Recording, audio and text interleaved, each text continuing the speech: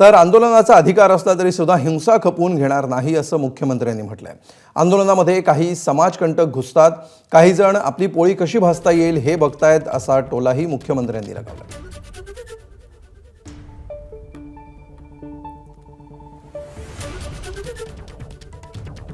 आंदोलन करणारे काही लोक हे चांगल्या भावनेने करणारे असू शकतात, मला त्यांच्याबद्दल म्हणायचं नाही, पण हेही तेवढंच खरं आहे की त्याच्यामध्ये काही लोक आपला अजेंडा घेऊन शिरलेले आहेत हे मात्र स्पष्ट दिसतंय।